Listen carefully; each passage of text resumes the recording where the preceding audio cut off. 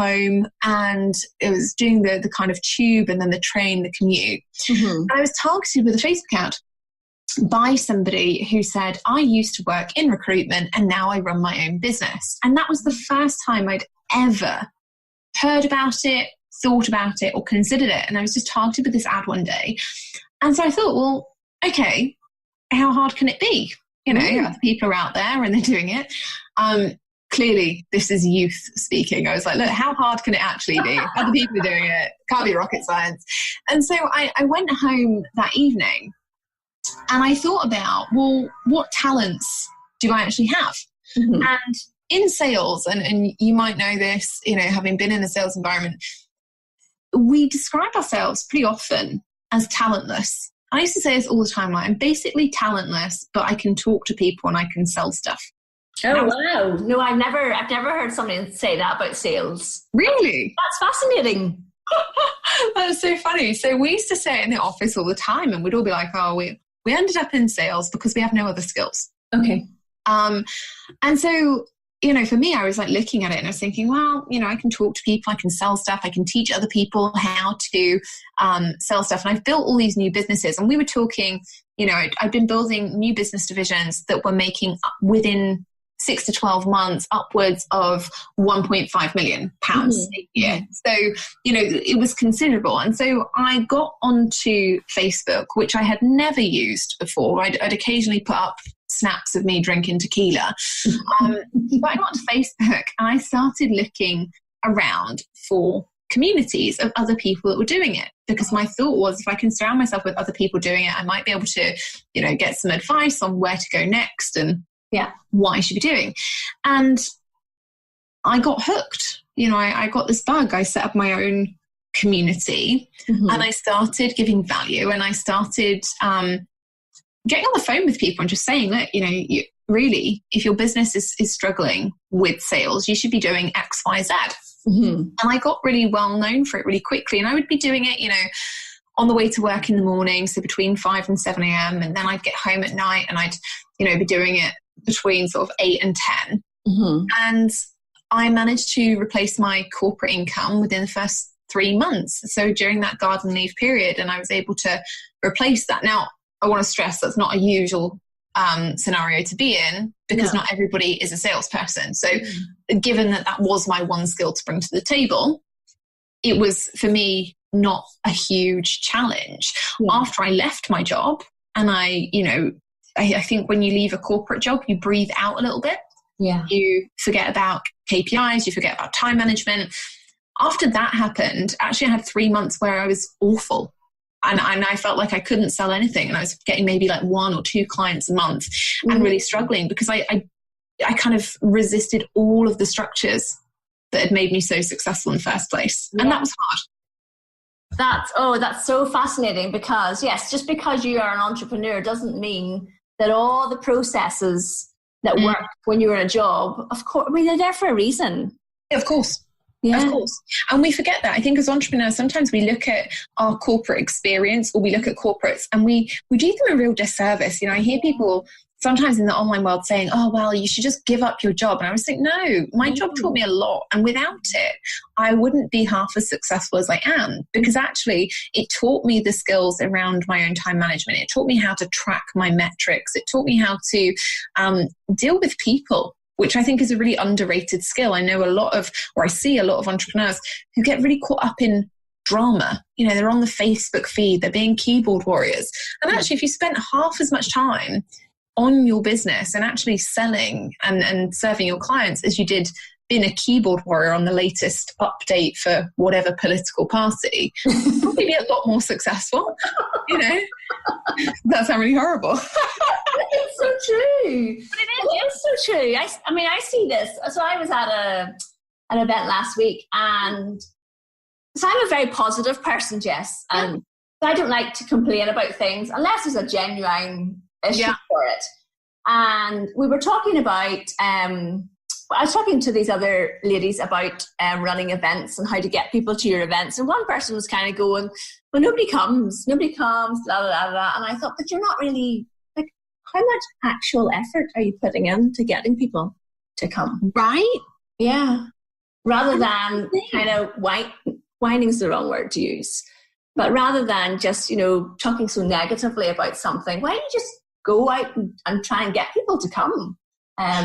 This is the interesting concept, right? Because I don't know about you, but when we're in corporate, like we used to have the water cooler, and you get the water cooler people, and they would always walk over there and they'd spend a good 8-9 minutes there just moaning about, oh, my job is so awful and I think I'm going to leave and maybe I'm resigning. And in your head, you'd be like, oh, just leave. Please, please just resign. Like, don't keep tempting me. Just do it. Yeah. And I think often that's how we can get caught up as entrepreneurs. We keep telling ourselves, oh, wow, it's so hard, and oh, I could make the change. And actually the reality is if you don't make the change, your business will not survive. But there's no kind of safety net when you run your own business. No. Either you adapt and you survive and you thrive, or you stay stagnant and you die. Yeah, so it's quite fascinating. So I talk about me being a slow tanker moving. I do have goals of the places I want to go and the contacts that I want to make. So to talk a little bit about how people like me sell, I'm moving more towards now getting involved with organizations and corporates. And I have found that takes so much longer. It can do, because there's lots of red tape involved. Yeah. So next week I'm doing a seminar here in Belfast for the Law Society on LinkedIn. And that setup came from a conversation I had over coffee, I think last Easter, that led to me having a meeting with somebody in the Law Society, possibly around April, May, which led to another meeting just before the summer, which then I got agreement after the summer that I could do this workshop. And it's now March 2019. It's funny, isn't it? Because I think, and again, I think that it makes a difference if you're working with public sector organizations, because again, they have way more red tape than anyone else. And it's interesting because I have a few clients, I have quite a lot of clients who work with corporate companies, either in executive leadership or communications or even menopause directives and change. Oh, wow. Yeah, real gamut of different skills, tech consultancies, all that kind of thing. Yeah. And one of the things that we always look at is, how can you expedite those relationships and those decisions? And there are some places like the Law Society, they have too much red tape, and it really is a case of you have to build the relationship and it's going to go as quickly as it's going to go. And then there are other things I think that can make a huge difference. One of the things that I always used to look at, and I still do some corporate consulting from time to time, is regulatory changes. If you have anything specific going on. So last year, for example, when the Facebook data breach kind of went public and we had all the Cambridge Analytica scandal. Yes. Weirdly, I was on the news talking about it. Yeah. Me and Piers Morgan, we had a bit of a chat on Good Morning Britain, 6:40 a.m. Not necessarily what I was expecting to be doing. Yeah. But I was on Good Morning Britain, I was talking about it, and I had a few companies approach me afterwards and say, we saw you on Good Morning Britain talking about this. We need to sort out our social selling and make sure that, we're not impacting our customers, et cetera, et cetera. Can you come in and talk to us about it? And obviously that was something that I went in and did, and it was a great opportunity. But had there not been a massive change in the market, companies may not have reacted quite so quickly. Yeah. So I think it's always good to keep your eye on the pulse, like we all do anyway, and look out for regulatory change, market change, industry shift. There's been a lot recently around the gender pay gap. And again, I talked on Channel 5 News about the gender pay gap last year, and was, as part of that, I've been watching the retail industry. We've just had Sir Philip Green, who's had Karen Brady left his board. Yes. Yeah.